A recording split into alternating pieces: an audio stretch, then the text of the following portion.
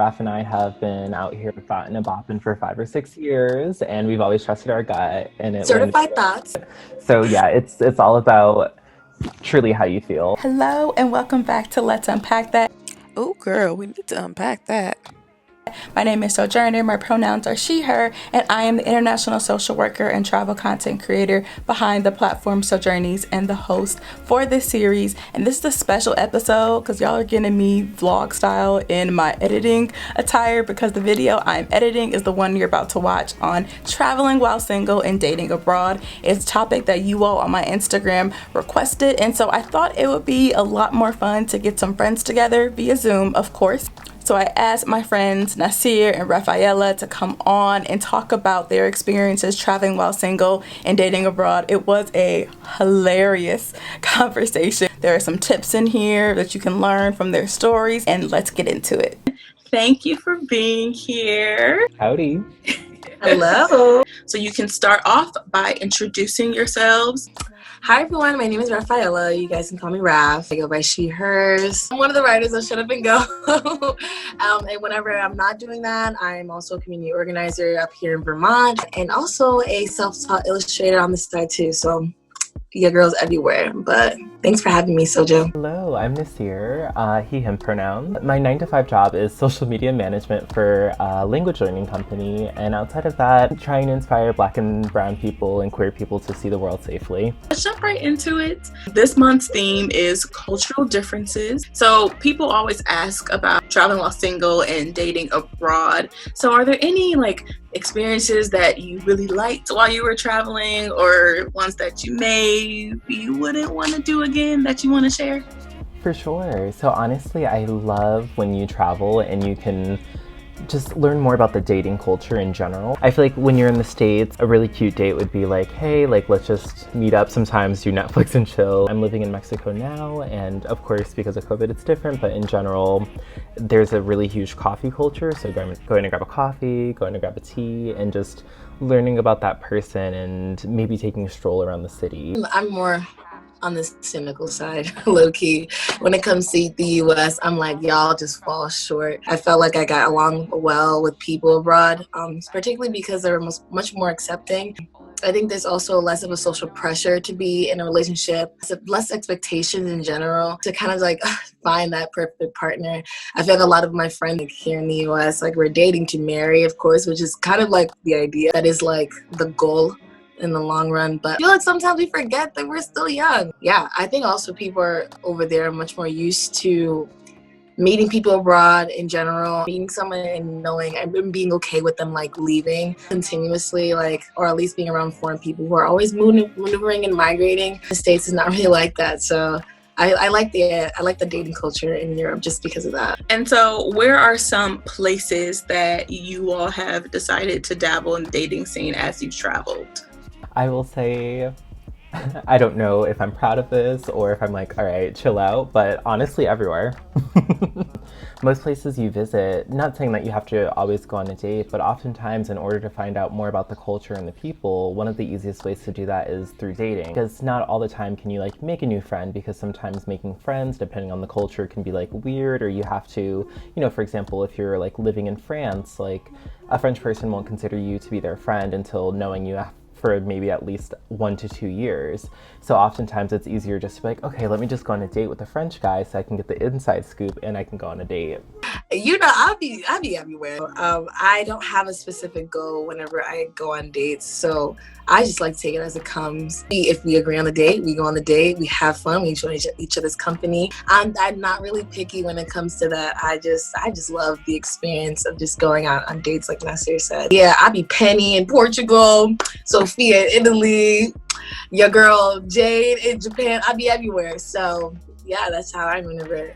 So did you all have or notice any of those kind of cultural differences, people being more willing or more adventurous or more thoughtful dates or less thoughtful dates? Chivalry really is not dead. I've always questioned myself, is it me? What is it about me that's having them spoiled? There's always just all right, you have to put in. But then what about just being generous just for the sake of generosity, and not even just expecting anything? That was one of the most reassuring things I find that dating people abroad is much more easier. And I like the challenge as well, like of the cultural differences. Like my ex and I, he was so generous with everything. We met at a French club. And then 2 weeks later, I'm living with him because Corona hit. Enough money to get a plane ticket to go home. He was like, yeah, you can come stay with me so you don't have to pay extra rent. And if you have to leave, then, it'll be too much for you. So just stay. And there was no expectation on that. And it ended up being an amazing romantic escapade.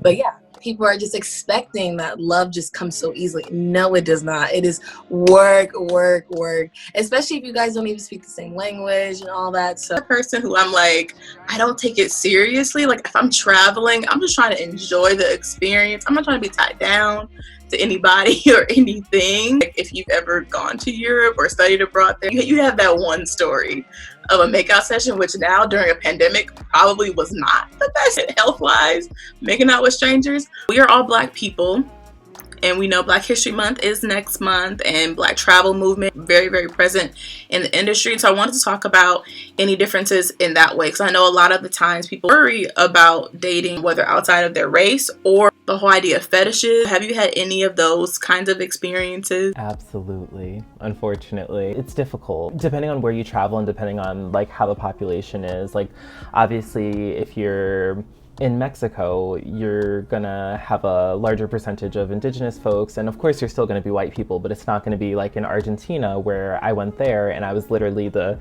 one of 6 Black people in the city, and you can really feel that when it comes to the sexual tension. At first it feels fun, it's exciting, but then when you realize that a lot of times like the disrespect, fetishizing, and like the racial stereotypes play into it, you're just like, this is not for me. I was working at a hostel in Argentina. I just remember going on a date with this one guy and, we matched on Tinder. Not saying that Tinder is always the most respectful platform, but I was like, oh, okay, so he's actually interested in me. We went out and it was just very bizarre because our whole date was more so a questioning of my Blackness, but oh, are Black people really like this, X, Y, and Z, and then just bringing up all these other really odd, uncomfortable conversations. But for him, in his mind, he was like, oh, I'm just curious about like this Black American foreigner. But obviously coming from the States, you're like, oh, baby boy, like, you're still a white man and you're asking these questions, and these are very uncomfortable questions.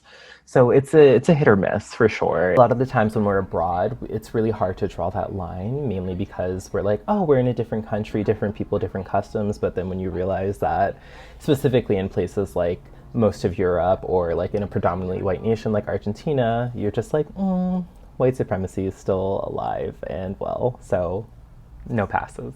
My last question is, do you have any tips for people who may be scared to date abroad? I think in general, oftentimes, as human beings, we love to stay within our comfort zone. But I think if someone takes the first step to go travel, that obviously shows that they're stepping out of their comfort zone. And I think that dating is no different. Like if you already got on that plane and you're already in this new place, dating is really not that far out. It's really simple to want to meet someone on Tinder, or if you want to meet someone at a bar, of course, safely, not a sketchy person. Then I think oftentimes when you just allow yourself to have these experiences and not overthink them, sometimes you have the best experiences. And, obviously be safe. So interesting that you asked this question of just like tips, because I don't got no tips. I just be out here just frolicking. I literally met this dude, and 2 weeks later, I'm in Japan, about to meet him. I don't have that much tips. But what I will say is trust your gut. Just remembering that you're deserving of love in general. That's it. Then everything else will just gravitate towards you. But also having that open mindset of just being like, I'm not setting any expectation. I'm just here to be here, and whoever comes my way, comes my way. If your gut is just being like, nah, don't go. Please don't go. Like obviously if you wouldn't do it back home, maybe you don't do it when abroad, but sometimes, maybe just take that little extra inch. You never know. Be that Cynthia girl in Russia. Be that alter ego. I love those answers. Thank you all for taking the time to come chat. And can you let people know where to find you all? You can find me on Instagram at Raph Chang with a V. You can follow my art Instagram at raph.draws with 3 S's. You can also find me in my blog at trekratchet.com. I write really crazy stories about my times abroad. You can find me on Instagram at Nasir Fleming. And actually, 2021, I decided like, okay, I'm spending $200 a year on the damn website. I do not use my website, so we are about to revamp that, but www.nasirfleming.com. You know, I will say with the whole website thing that Sojo has definitely inspired me because she's been killing the game recently. Not only social media, website, video, everything. And I love it. It's really important to have someone in the community like this to inspire and to educate. So thank you so much for having us. Thank you. I appreciate it. That is it for this video. I hope you all got something out of our stories. If you want more information on this topic of Let's Unpack That or any other of the series, I have them all on my website, sojourneys.com, and blog post form. Let me know if you have any questions, comments, reflections of your own adventure dating abroad below, and I will see you all next Tuesday. Stay curious. Bye.